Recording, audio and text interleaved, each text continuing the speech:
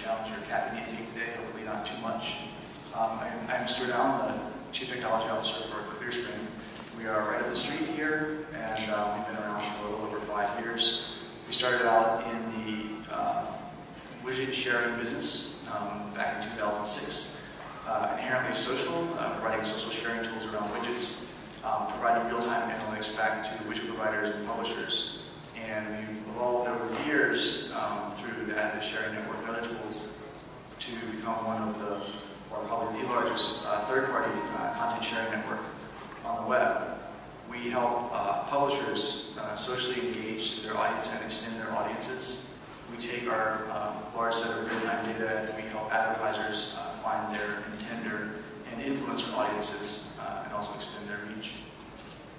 So I can talk a little bit about the history of how we got there. I'm going to lay the ground with some information about data in real time, what we do with it, how that's actionable.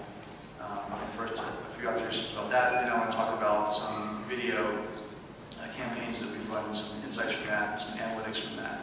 A little bit less about the mobile web. We're not as directly engaged in mobile directly. We don't provide mobile applications. We do provide mobile tools, though, so we do get some measurement of sharing through mobile. But this will focus more on the corpus of large data that we deal with and the insights drawn from that. So I'm going to talk about the corpus of data. We deal with a large amount of real-time data from about 10 million plus domains. We take that and processing it in real time. We're providing analytics on that back to the publishers who then put our tools on their pages. And just the numerical breakdown of what that ends up looking like. The coverage is about 90% of the worldwide internet, about 1.2 billion sort of unique profiles or what we call actors tied to a cookie space. There's about 230 million in the U.S., which is 85% of the U.S. coverage. When we were looking at this recently with relation to mobile, because mobile has its own set of challenges, which you may be aware of. Our numbers told us that it was about 5 to 10% mobile and cookieable, which is basically Android, iPad, Safari, things like that, are essentially not third-party cookieable, not actionable from across a large publisher space. That number was relatively shocking to me, so I asked the guys to go back and check it and make sure it was actually real, and they did, and they came back with the same answer. And the answer is more complicated than it's 5 to 10% of the space. It's that it's a large percentage of uniques, but it's not a large percentage of views. So you do get a large reach into the mobile space, but the depth of that reach is very shallow. It's not like view data where you essentially see the same people over and over again. You see a lot of people a few times. So that number is increasing pretty dramatically, and I think the depth of that data and the ability to use that in real time will increase over time. But for right now, it is what it is. We have what we call multiple intent signature, which is that the data that we see is a spectrum of social engagement, sharing, interacting with content. In some cases, it's views and searches with permission from publishers. We do absolutely nothing that relates to PII. It's all essentially anonymized. So if we're talking about social, I want to talk about intent signals, because at the end of the day, social is a big intent signal. But if you're in the advertising business, search has always been considered the gold standard for intent. Has a relatively, or in a lot of cases, considered to have a relatively short shelf life. You want to get it in real time and be able to act on it. If you're able to do something in the first 15 minutes, that's great. The first hour, less so. After about a day, it's dropped off quite a bit. Search, and this is just from the analysis of our own data and what we observed, is about 10% of the raw stream of data, of real-time data that comes in. But, and this is somewhat of a thesis of mine, over time, access to that, by say access to that, I mean that's to anybody, publishers or for third parties, will diminish over time as the way people interact with search changes. Some of it's on site, a lot of it is the fact that it will begin to disappear behind SSL as people use and browse through SSL and physically Google third parties and permissioning with access to data, or the number of trusted third parties noise that exists will diminish also over time. To supplant that, we consider the view stream, which is the real-time view stream of data, to be the new intent signal. And it's vastly larger than search or even social in many cases, and it's less understandable. So I call it sort of the dark matter, but it underlies, if you can actually make sense of it, underlying everything else, extract a semantic signal. We believe that it's a much more powerful signal when applied in real time. And so obviously the challenges are accessing that and processing it and dealing with it in real time. Speaking directly to real time, search and social signals are typically easy to get in real time. So sharing events or searching events are, because of the scale of those events, generally easy to ingest and act on real time. As I mentioned, I think that search is at risk long term, social less so. I think that the social signal will increase and become more available. And I'll speak to Facebook specifically in a minute. Facebook and Twitter, and Facebook being probably the more important of the two, certainly in terms of volume and I think quality of signal.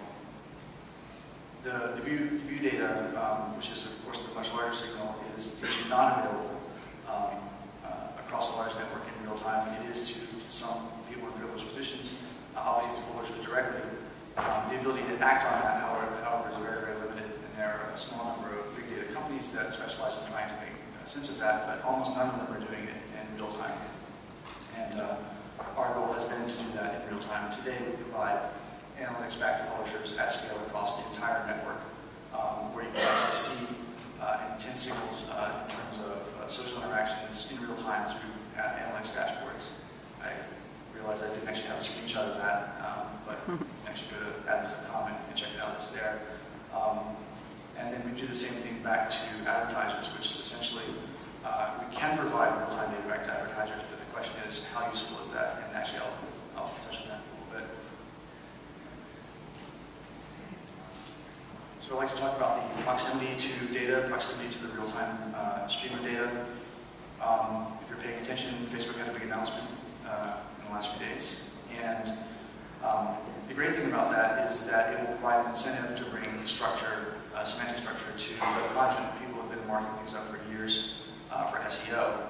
But now, I think that Facebook will provide with the open graph and the structure there, the incentive for people to have signs of tagging and structuring that will be actionable in real time, primarily to Facebook and to their network, and it's awesome for them. So it's good for other people in the sense that it will bring some amount of sort of semantic understanding to content, the ability to interpret view scale data, but the actual interactions with that content, the sharing, it will be owned by Facebook and their APIs and their advertising network. So it's a mixed bag. It's good, and it's good for a lot of people and better for them. So that's going to be very interesting to see how that develops. And coming back to the view stream again, proximity essentially being the ability to tap into view scale data in real time.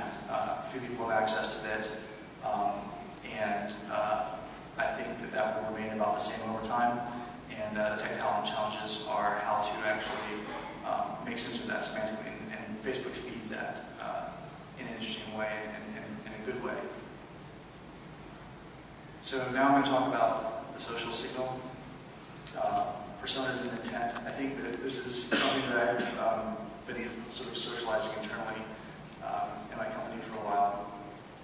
That, and some of this is obvious and some also, declared an actual intent and how they diverge. When you look at the patterns of behavior across a large scale network, and then you focus in on specific signals and specific identities, you can observe that what people may declare in social profiles has very little to do with their actual behavior. So, for companies that tie into, rely on metadata about people's behaviors and profiles and such, it's a good signal, but a better signal is the implicit interest, not the declared interest. And having access to the real-time signal of searching and sharing and how people navigate through content is actually a much larger signal. It's a much larger signal, so it's hard to process, but if you can, it's much more interesting. So So another way of saying that is like who you talk to and not who you're connected with is important. And what you consume, not what you say you like, is more important as a signal.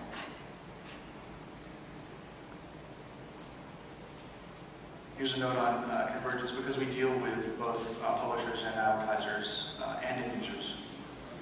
The convergence of publishers and advertisers in interest in the way they behave. We have what we talk about what we call earned views. Earned views are socially engaged views, one in which somebody is actually doing something with your content. Both publishers and advertisers want earned views, content that's engaged with. So an example of this is that advertisers create end-user sites, branded sites that they want to interact with, they want to share, and bring other earned views back, expand the audience of people who are looking at that. And the same thing is true with advertisers buying advertising to bring people back, eyeballs back. And publishers and advertisers are often the same people, but more and more so. Everyone is a publisher and everyone is an advertiser. You and your social network are advertising yourself. So I'll talk a little bit about some interesting data from video advertising, some video advertising campaigns that we run, and what the data tells us. And I don't know if you can't. So I'm going to tell you what those labels say at the bottom. It looks nice and pretty. So on the y-axis, it's essentially engagement. In this case, it is watch through. I watched all the way through the video. And on the bars are from left to right. A social audience, which is essentially an audience that shares content. A social video audience, which is specifically an audience of people that share video content. The third bar is a search audience, which are people who are observed searching for related content. A retargeted audience, which is the fourth bar, are people who are determined to be interested in sites that have related content, or is a signal based on the site that you're on. This site is about cars, this site is about some sort of media. The fourth bar was retargeted audiences, basically. You observe doing something that is related to the content you're doing, and that was because you're retargeted based on that. The fifth is contextual audience, which is the context of the site that you're on. I can actually kind of go back to this. They're the same bars on the next 4 slides, so when I go through this, try to remember. I'll give you the takeaway if you don't remember, and you probably won't. And the last one is basically run a platform, which is essentially just, random cut across the network. And so you actually see that in some cases a signal, if you attempt to use a signal, it's actually not as good as run a network, which is sometimes surprising. It's a negative indicator. But in the case of video advertising, there's a tipping point. If you watch 50% of the way through the video, you're pretty much going to watch the whole thing. Retargeted video, in terms of retargeted advertising, does more poorly than run a platform. And obviously people who are engaged socially through sharing it, and specifically people who share video, tend to watch it all the way through, or much further through. So the indicators there are, the strongest indicator is you have shared a video before, you are going to watch that video all the way through. You share content through social networks, or otherwise, you're much more likely to watch a video all the way through. So this is another measure of success for some people. It depends on what your goals are. This is a measure of video initiation rate. And the reason I put this up as a counterpoint to sort of the watch-through rate is that if you're measuring initiation as your success metric, you may not be getting what you think you want, right, at the end of the day. So here, you can see that NIT is a poor measure of whether or not you're going to watch through, determined by looking at retargeting and contextual. So if you take contextual and retargeting signals to drive higher video NIT rates, you will get higher video NIT rates, but you're not going to get any better watch through. If I go back to the previous slide, you'll see that the watch through is much lower for those two. So as a measure of success, those two indicators may not be awesome. And the next slide, share rates by audience type. So this is, you're essentially going to share a video with a friend into a social network. Obviously the bar on the left, which is I have shared some content before somewhere through the social network, is the biggest indicator of whether or not you're going to share a video. Pretty obviously followed directly by I've shared a video before specifically. And it turns out here that, again, contextual is essentially no signal compared to our platform. If you know the content of the page that you're on, what type of content this is, it has absolutely no influence over whether you're more or less likely to share that content. It's what you did before you got there that's much more likely to be a signal. And the last is video engagement by audience type, which is video pops up on the screen and you're going to do something with it. You're going to play it, pause it, fast forward, rewind, share, do something with it. And so by a measure of any signal of engagement, the strongest indicator again is either shared video before, followed by search and sort of site retargeting. Again, contextuals are a very weak signal there, but social audiences have a tendency to be much more engaged. And so if you do share content, then you're going to engage with the video. And I want to touch briefly on just the mobile, what I call the mobile conundrum. Right now, in terms of being able to be actionable in the mobile space is somewhat difficult for third parties. It's locked down to essentially a much smaller data space. And the reason I went through the previous slides about contextual and all those other bits is that in the mobile platform, you really have contextual. You don't have cross-network information signals. You don't have a lot of the social signals that you have. And so even though in a smaller form factor, in mobile people are more engaged, you have a lot less information to act on there. And third parties, if you're not Google, you're not an Apple, you're not a Facebook, your ability to actually take advantage of that platform is much more limited. And there are people who try to link desktop and mobile data spaces, and that's both challenging and a lot of times questionable. People say, I'm going to not allow that to happen, and people are very concerned about privacy and linking the two spaces. And so the question is, how actionable is that going to be going forward? And the answer is, I don't know yet. It's an rapidly evolving space, and we'll see what happens there. And I believe that was my last slide. So I don't know if we have questions now or questions at the end, but I'd be happy to entertain a couple if we had any. So I've not challenged you significantly on the caffeine scale. I'll let you proceed with the day and enjoy your day here. Thank you.